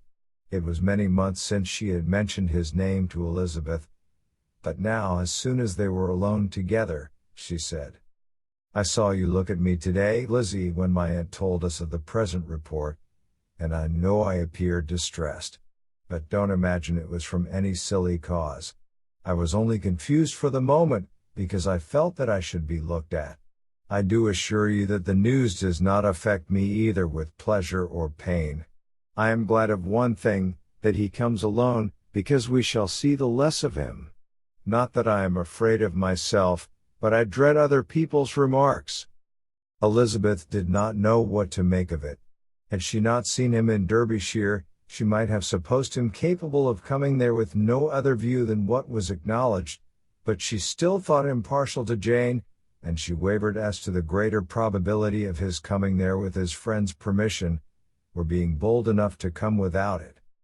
Yet it is hard, she sometimes thought, that this poor man cannot come to a house which he has legally hired, without raising all this speculation. I will leave him to himself. In spite of what her sister declared, and really believed to be her feelings in the expectation of his arrival, Elizabeth could easily perceive that her spirits were affected by it. They were more disturbed, more unequal, than she had often seen them. The subject which had been so warmly canvassed between their parents about a 12-month ago, was now brought forward again. As soon as ever Mr. Bingley comes, my dear, said Mrs. Bennet, you will wait on him, of course. No. You forced me into visiting him last year, and promised, if I went to see him, he should marry one of my daughters. But it ended in nothing, and I will not be sent on a fool's errand again. His wife represented to him how absolutely necessary such an attention would be from all the neighboring gentlemen, on his returning to Netherfield. "'Tis an etiquette I despise," said he. "If he wants our society, let him seek it. He knows where we live. I will not spend my hours in running after my neighbors every time they go away and come back again. Well, all I know is that it will be abominably rude if you do not wait on him. But however, that shan't prevent my asking him to dine here. I am determined. We must have Mrs. Long and the Gouldings soon. That will make 13 with ourselves, so there will be just room at table for him." Consoled by this resolution, she was the better able to bear her husband's incivility, though it was very mortifying to know that her neighbors might all see Mr. Bingley, in consequence of it, before they did. As the day of his arrival drew near, I begin to be sorry that he comes at all, said Jane to her sister. It would be nothing. I could see him with perfect indifference, but I can hardly bear to hear it thus perpetually talked of. My mother means well, but she does not know, no one can know, how much I suffer from what she says. Happy shall I be when his stay at Netherfield is over. I wish I could say anything to comfort you, replied Elizabeth, but it is wholly out of my power. You must feel it, and the usual satisfaction of preaching patience to a sufferer is denied me, because you have always so much. Mr. Bingley arrived. Mrs. Bennet, through the assistance of servants, contrived to have the earliest tidings of it, that the period of anxiety and fretfulness on her side might be as long as it could. She counted the days that must intervene before their invitation could be sent, hopeless of seeing him before. But on the third morning after his arrival in Hertfordshire, she saw him, from her dressing-room window, enter the paddock and ride towards the house. Her daughters were eagerly called to partake of her joy. Jane resolutely kept her place at the table, but Elizabeth, to satisfy her mother, went to the window. She looked, she saw Mr. Darcy with him, and sat down again by her sister. There is a gentleman with him, mamma, said Kitty. Who can it be? Some acquaintance or other, my dear, I suppose.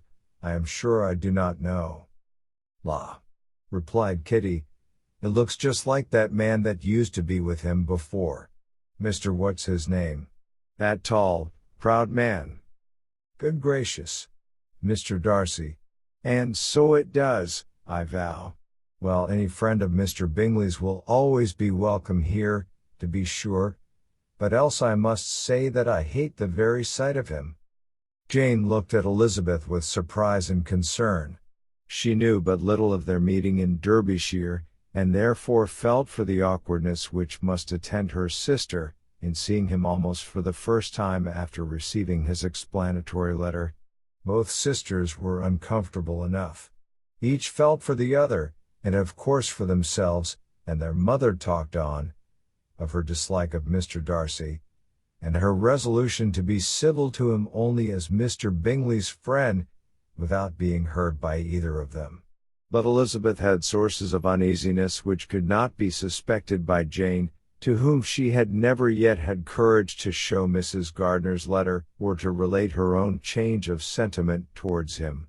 To Jane he could be only a man whose proposals she had refused, and whose merits she had undervalued, but to her own more extensive information, he was the person to whom the whole family were indebted for the first of benefits, and whom she regarded herself with an interest, if not quite so tender, at least as reasonable, and just as what Jane felt for Bingley. Her astonishment at his coming to Netherfield, to Longbourn, and voluntarily seeking her again, was almost equal to what she had known on first witnessing his altered behavior in Derbyshire. The color which had been driven from her face, returned for half a minute with an additional glow, and a smile of delight added luster to her eyes, as she thought for that space of time that his affection and wishes must still be unshaken. But she would not be secure. "Let me first see how he behaves," said she, "it will then be early enough for expectation." She sat intently at work, striving to be composed, and without daring to lift up her eyes, till anxious curiosity carried them to the face of her sister as the servant was approaching the door. Jane looked a little paler than usual, but more sedate than Elizabeth had expected. On the gentleman's appearing, her color increased, yet she received them with tolerable ease, and with a propriety of behavior equally free from any symptom of resentment, or any unnecessary complaisance. Elizabeth said as little to either as civility would allow, and sat down again to her work, with an eagerness which it did not often command. She had ventured only one glance at Darcy. He looked serious as usual, and she thought, more as he had been used to look in Hertfordshire, than as she had seen him at Pemberley. but perhaps he could not in her mother's presence be what he was before her uncle and aunt. It was a painful, but not an improbable, conjecture. Bingley she had likewise seen for an instant, and in that short period saw him looking both pleased and embarrassed. He was received by Mrs. Bennet with a degree of civility which made her two daughters ashamed, especially when contrasted with the cold and ceremonious politeness of her curtsy and address to his friend.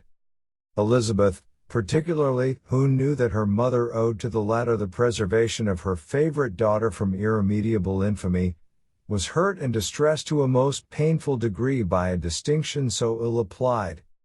Darcy, after inquiring of her how Mr. and Mrs. Gardiner did, a question which she could not answer without confusion, said scarcely anything. He was not seated by her, perhaps that was the reason of his silence, but it had not been so in Derbyshire. There he had talked to her friends, when he could not to herself. But now several minutes elapsed without bringing the sound of his voice, and when occasionally, unable to resist the impulse of curiosity, she raised her eyes to his face, she as often found him looking at Jane as at herself, and frequently on no object but the ground. More thoughtfulness and less anxiety to please, than when they last met, were plainly expressed. She was disappointed, and angry with herself for being so. "Could I expect it to be otherwise?" said she. "Yet why did he come?" She was in no humor for conversation with anyone but himself, and to him she had hardly courage to speak. She inquired after his sister, but could do no more. "It is a long time, Mr. Bingley, since you went away," said Mrs. Bennet. He readily agreed to it. "I began to be afraid you would never come back again. People did say you meant to quit the place entirely at Michaelmas, but, however, I hope it is not true. A great many changes have happened in the neighborhood since you went away. Miss Lucas is married and settled, and one of my own daughters. I suppose you have heard of it. Indeed, you must have seen it in the papers. It was in the Times and the Courier, I know, though it was not put in as it ought to be. It was only said, 'Lately George Wickham, Esquire, to Miss Lydia Bennet,' without there being a syllable said of her father, or the place where she lived, or anything. It was my brother Gardiner's drawing up too, and I wonder how he came to make such an awkward business of it. Did you see it?" Bingley replied that he did, and made his congratulations. Elizabeth dared not lift up her eyes. How Mr. Darcy looked, therefore, she could not tell. "It is a delightful thing, to be sure, to have a daughter well married," continued her mother, "but at the same time, Mr. Bingley, it is very hard to have her taken such away from me. They are gone down to Newcastle, a place quite northward, it seems, and there they are to stay I do not know how long. His regiment is there, for I suppose you have heard of his leaving the shire, and of his being gone into the regulars. Thank heaven! He has some friends, though perhaps not so many as he deserves." Elizabeth, who knew this to be levelled at Mr. Darcy, was in such misery of shame, that she could hardly keep her seat. It drew from her, however, the exertion of speaking which nothing else had so effectually done before, and she asked Bingley whether he meant to make any stay in the country at present. "A few weeks, he believed." "When you have killed all your own birds, Mr. Bingley," said her mother, "I beg you will come here, and shoot as many as you please on Mr. Bennet's manor. I am sure he will be vastly happy to oblige you, and will save all the best of the coveys for you." Elizabeth's misery increased, at such unnecessary, such officious attention. Were the same fair prospect to arise at present as had flattered them a year ago, everything, she was persuaded, would be hastening to the same vexatious conclusion. At that instant she felt that years of happiness could not make Jane or herself amends for moments of such painful confusion. "The first wish of my heart," said she to herself, "is never more to be in company with either of them. Their society can afford no pleasure that will atone for such wretchedness as this." Let me never see either one or the other again. Yet the misery, for which years of happiness were to offer no compensation, received soon afterwards material relief, from observing how much the beauty of her sister rekindled the admiration of her former lover. When first he came in, he had spoken to her but little, but every 5 minutes seemed to be giving her more of his attention. He found her as handsome as she had been last year, as good-natured, and as unaffected, though not quite so chatty. Jane was anxious that no difference should be perceived in her at all, and was really persuaded that she talked as much as ever. But her mind was so busily engaged that she did not always know when she was silent. When the gentleman rose to go away, Mrs. Bennet was mindful of her intended civility, and they were invited and engaged to dine at Longbourn in a few days' time. "You're quite a visit in my debt, Mr. Bingley," she added, "for when you went to town last winter, you promised to take a family dinner with us as soon as you returned. I have not forgot, you see, and I assure you, I was very much disappointed that you did not come back and keep your engagement." Bingley looked a little silly at this reflection, and said something of his concern at having been prevented by business. They then went away.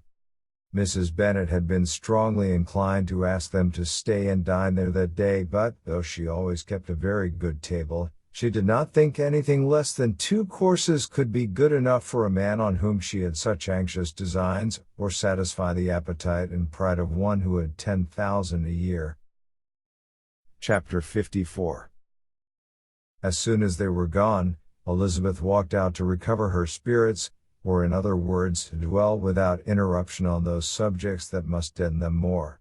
Mr. Darcy's behavior astonished and vexed her. Why, if he came only to be silent, grave, and indifferent, said she, did he come at all? She could settle it in no way that gave her pleasure. He could be still amiable, still pleasing, to my uncle and aunt, when he was in town, and why not to me? If he fears me, why come hither? If he no longer cares for me, why silent? Teasing man. I will think no more about him. Her resolution was for a short time involuntarily kept by the approach of her sister, who joined her with a cheerful look, which showed her better satisfied with their visitors than Elizabeth. "Now," said she, "that this first meeting is over, I feel perfectly easy. I know my own strength, and I shall never be embarrassed again by his coming. I am glad he dines here on Tuesday. It will then be publicly seen that, on both sides, we meet only as common and indifferent acquaintance." "Yes, very indifferent indeed," said Elizabeth, laughingly. "Oh, Jane, take care. My dear Lizzie, you cannot think me so weak as to be in danger now? I think you are in very great danger of making him as much in love with you as ever."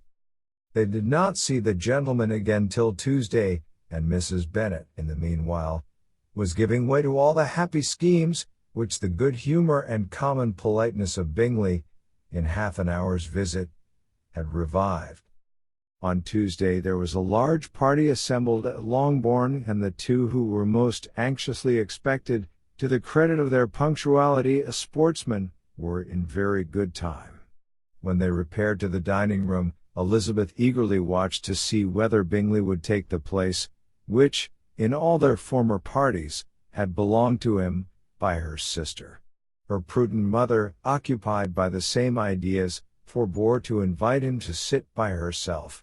On entering the room, he seemed to hesitate, but Jane happened to look round, and happened to smile. It was decided. He placed himself by her. Elizabeth, with a triumphant sensation, looked towards his friend.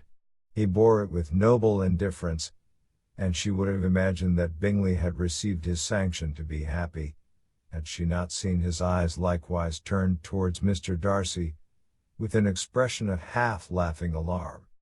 His behavior to her sister was such, during dinner time, as showed an admiration of her, which, though more guarded than formerly, persuaded Elizabeth, that if left wholly to himself, Jane's happiness, and his own, would be speedily secured.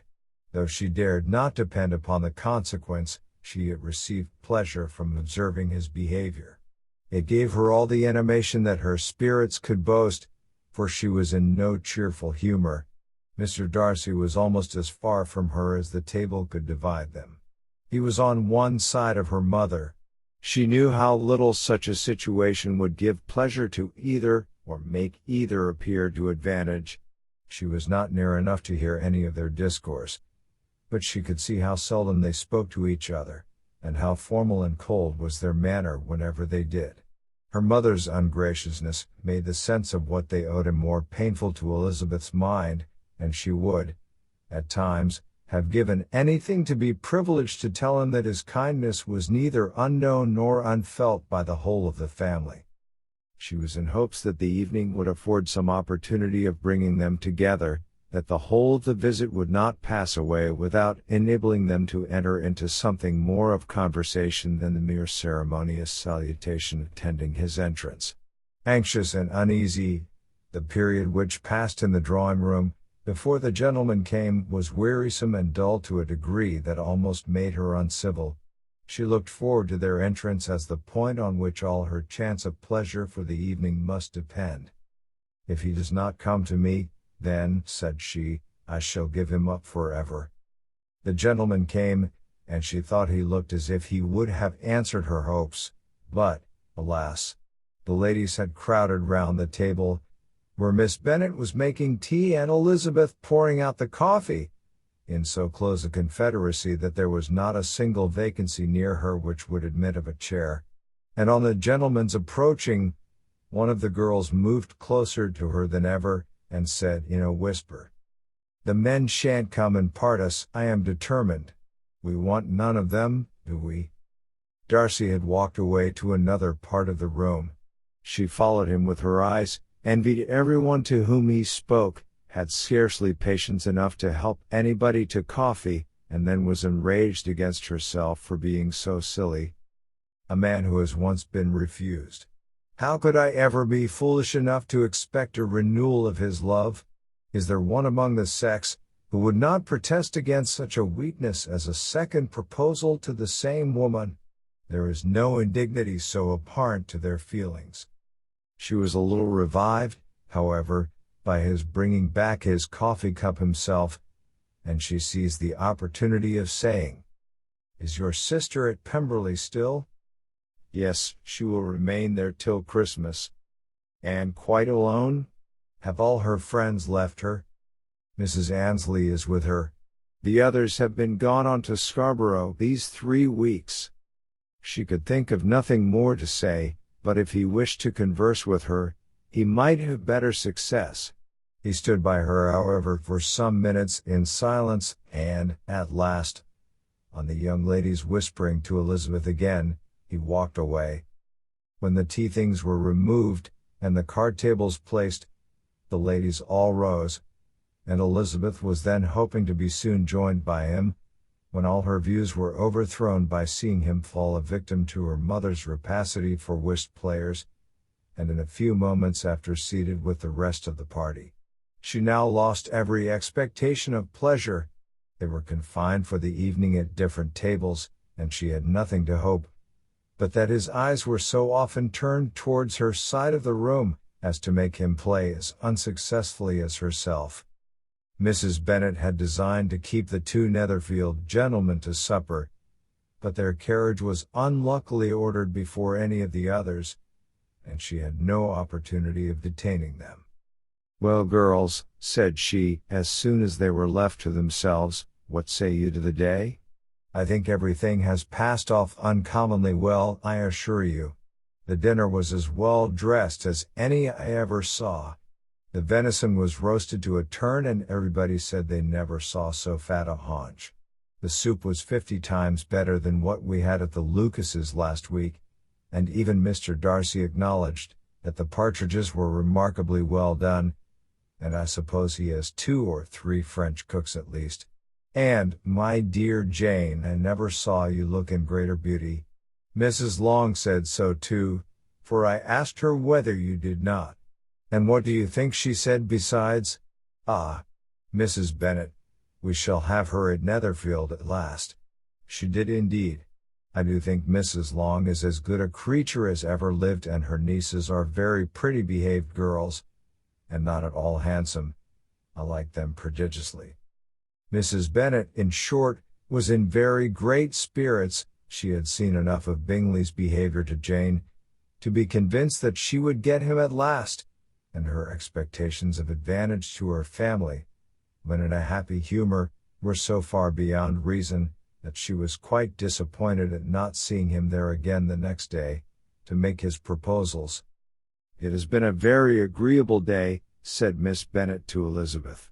"The party seems so well selected, so suitable one with the other. I hope we may often meet again." Elizabeth smiled. "Lizzie, you must not do so. You must not suspect me. It mortifies me. I assure you that I have now learned to enjoy his conversation as an agreeable and sensible young man, without having a wish beyond it. I am perfectly satisfied, from what his manners now are, that he never had any design of engaging my affection. It is only that he is blessed with greater sweetness of address, and a stronger desire of generally pleasing, than any other man." "You are very cruel," said her sister. "You will not let me smile, and are provoking me to it every moment. How hard it is in some cases to be believed, and how impossible in others. But why should you wish to persuade me that I feel more than I acknowledge? That is a question which I hardly know how to answer. We all love to instruct, though we can teach only what is not worth knowing. Forgive me, and if you persist in indifference, do not make me your confidant." Chapter 55.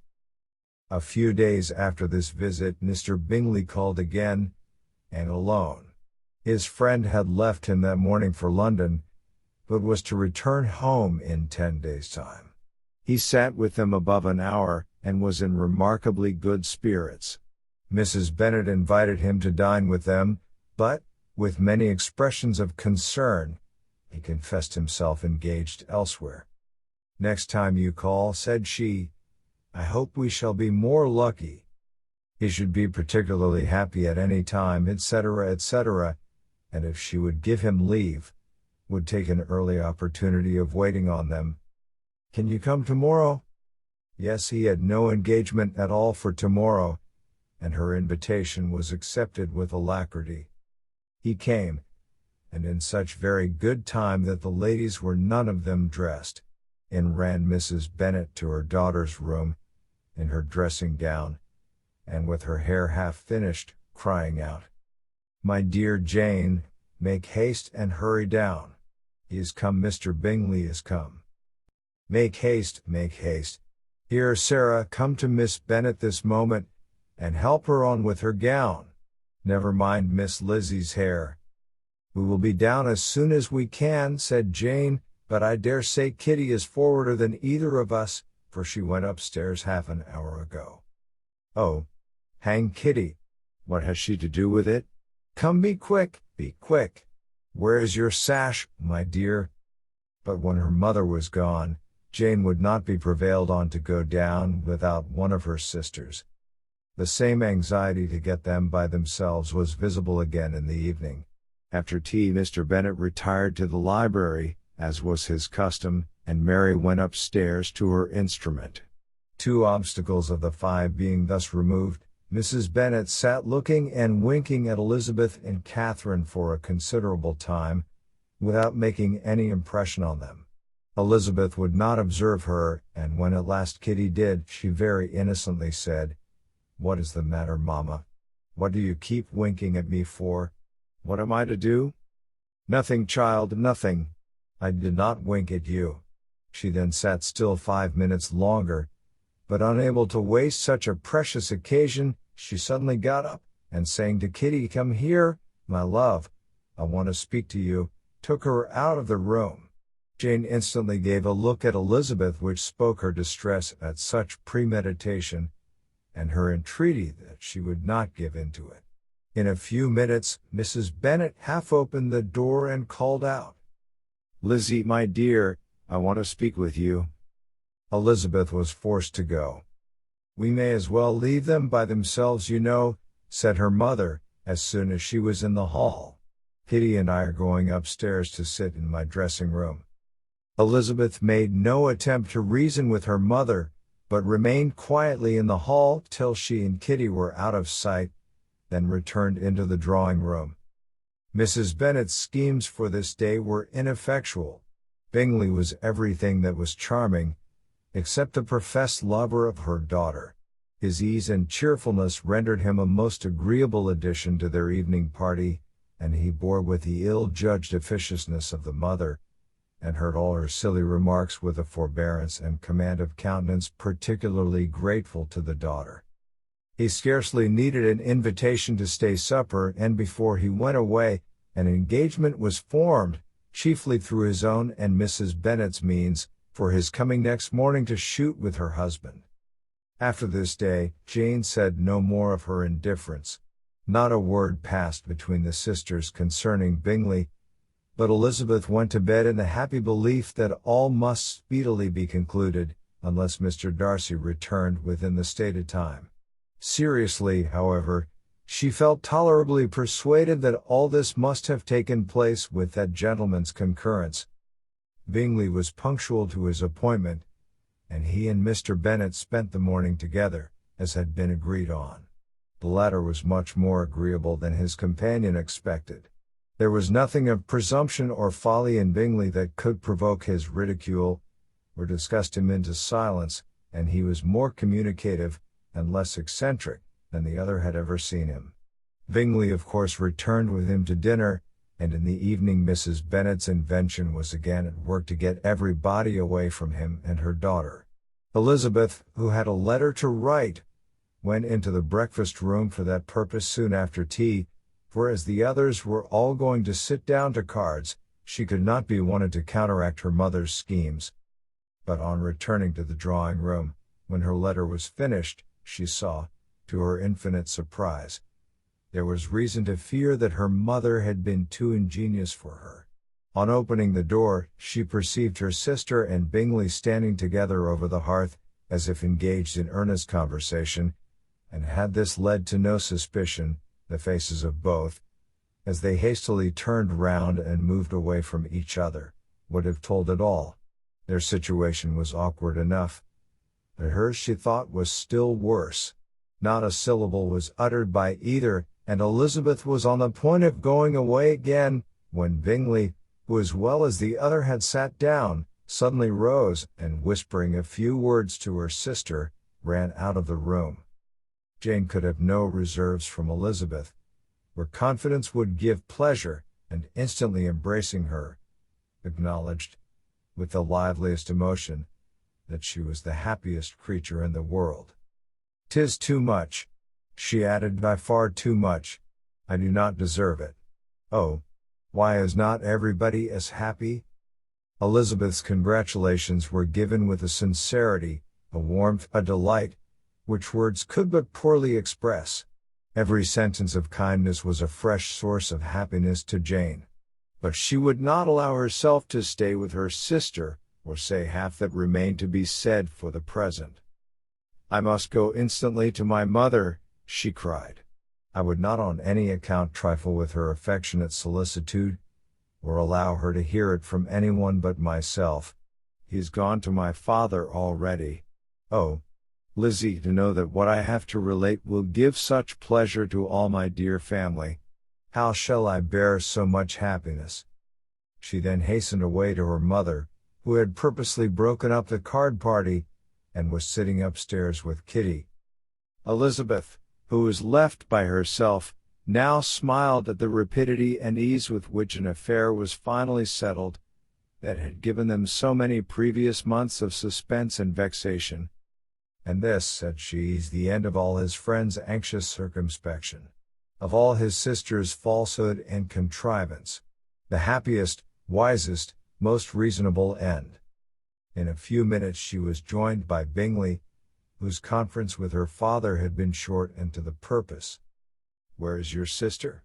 said he hastily, as he opened the door. "With my mother upstairs.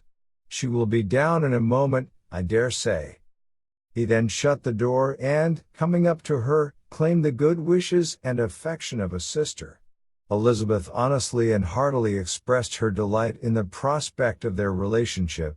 They shook hands with great cordiality, and then, till her sister came down, she had to listen to all he had to say of his own happiness, and of Jane's perfections, and in spite of his being a lover, Elizabeth really believed all his expectations of felicity to be rationally founded, because they had for basis the excellent understanding and super-excellent disposition of Jane, and a general similarity of feeling and taste between her and himself. It was an evening of no common delight to them all. The satisfaction of Miss Bennet's mind gave a glow of such sweet animation to her face, as made her look handsomer than ever. Kitty simpered and smiled, and hoped her turn was coming soon. Mrs. Bennet could not give her consent or speak her approbation in terms warm enough to satisfy her feelings, though she talked to Bingley of nothing else for half an hour, and when Mr. Bennet joined them at supper, his voice and manner plainly showed how really happy he was. Not a word, however, passed his lips in allusion to it till their visitor took his leave for the night, but as soon as he was gone, he turned to his daughter, and said, "Jane, I congratulate you. You will be a very happy woman." Jane went to him instantly, kissed him, and thanked him for his goodness. "You are a good girl," he replied, "and I have great pleasure in thinking you will be so happily settled. I have not a doubt of your doing very well together. Your tempers are by no means unlike. You are each of you so complying, that nothing will ever be resolved on, so easy, that every servant will cheat you, and so generous, that you will always exceed your income. I hope not so. Imprudence or thoughtlessness in money matters would be unpardonable in me." "Exceed their income, my dear Mr. Bennet," cried his wife. "What are you talking of? Why, he has 4,000 or 5,000 a year, and very likely more." Then addressing her daughter, "Oh, my dear, dear Jane, I am so happy. I am sure I shan't get a wink of sleep all night. I knew how it would be. I always said it must be so, at last. I was sure you could not be so beautiful for nothing. I remember, as soon as ever I saw him and when he first came into Hertfordshire last year, I thought how likely it was that you should come together. Oh, he is the handsomest young man that ever was seen. Wickham, Lydia were all forgotten. Jane was beyond competition her favorite child. At that moment, she cared for no other. Her younger sisters soon began to make interest with her for objects of happiness which she might in future be able to dispense. Mary petitioned for the use of the library at Netherfield, and Kitty begged very hard for a few balls there every winter. Bingley from this time was of course a daily visitor at Longbourn, coming frequently before breakfast, and always remaining till after supper, unless when some barbarous neighbor, who could not be enough to test it, had given him an invitation to dinner which he thought himself obliged to accept. Elizabeth had now but little time for conversation with her sister, for while he was present, Jane had no attention to bestow on anyone else, but she found herself considerably useful to both of them in those hours of separation that must sometimes occur. In the absence of Jane, he always attached himself to Elizabeth, for the pleasure of talking of her, and when Bingley was gone, Jane constantly sought the same means of relief. "He has made me so happy," said she, one evening, "by telling me that he was totally ignorant of my being in town last spring. I had not believed it possible." "I suspected as much," replied Elizabeth. "But how did he account for it?" "It must have been his sister's doing. They were certainly no friends to his acquaintance with me, which I cannot wonder at, since he might have chosen so much more advantageously in many respects. But when they see, as I trust they will, that their brother is happy with me, they will learn to be contented, and we shall be on good terms again, though we can never be what we once were to each other." "That is the most unforgiving speech," said Elizabeth, "that I ever heard you utter. Good girl. It would vex me indeed to see you again the dupe of Miss Bingley's pretended regard. Would you believe it, Lizzie, that when he went to town last November, he really loved me, and nothing but a persuasion of my being indifferent would have prevented his coming down again. He made a little mistake to be sure, but it is to the credit of his modesty. This naturally introduced a panegyric from Jane on his diffidence, and the little value he put on his own good qualities. Elizabeth was pleased to find that he had not betrayed the interference of his friend, for, though Jane had the most generous and forgiving heart in the world, she knew it was a circumstance which must prejudice her against him. "I am certainly the most fortunate creature that ever existed," cried Jane. "Oh, Lizzie, why am I thus singled from my family, and blessed above them all? If I could but see you as happy, if there were but such another man for you.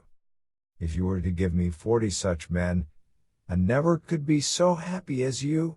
Till I have your disposition, your goodness, I never can have your happiness. No, no, let me shift for myself, and perhaps, if I have very good luck, I may meet with another Mr. Collins in time." The situation of affairs in the Longbourn family could not be long a secret. Mrs. Bennet was privileged to whisper it to Mrs. Phillips, and she ventured, without any permission, to do the same by all her neighbors in Meryton. The Bennets were speedily pronounced to be the luckiest family in the world, though only a few weeks before, when Lydia had first run away, they had been generally proved to be marked out for misfortune.